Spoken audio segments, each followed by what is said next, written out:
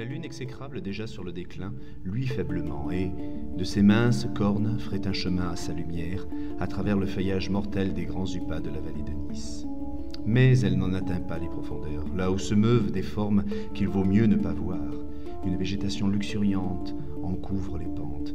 Des lianes maléfiques et des plantes grimpantes rampent parmi les pierres des palais en ruine, enlaçant étroitement les colonnes brisées, les étranges monolithes, soulevant les dalles de marbre mises en place par des mains oubliées.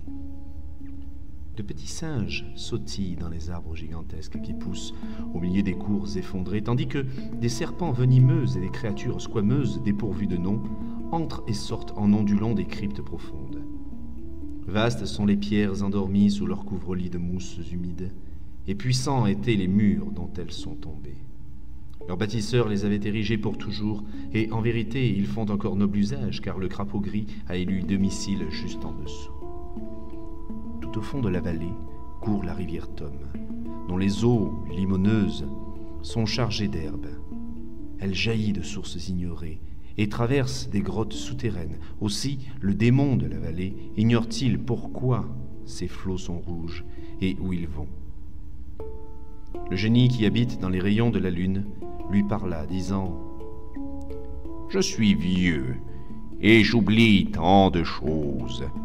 Dis-moi le nom de ceux qui bâtirent ces ouvrages de pierre.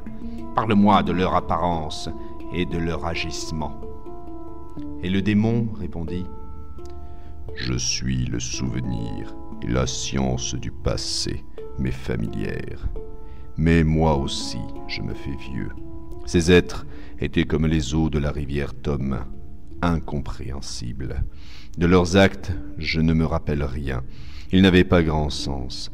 De leur apparence, je me souviens vaguement. Elles étaient semblables à celles des singes dans les arbres. Mais leur nom, je me le rappelle parfaitement. Il rimait avec celui de cette rivière. Ces êtres d'autrefois s'appelaient les hommes. Et le génie s'envola vers les minces cornes de la lune, tandis que le démon observait avec attention un petit singe perché sur un arbre qui pousse au milieu d'une cour effondrée.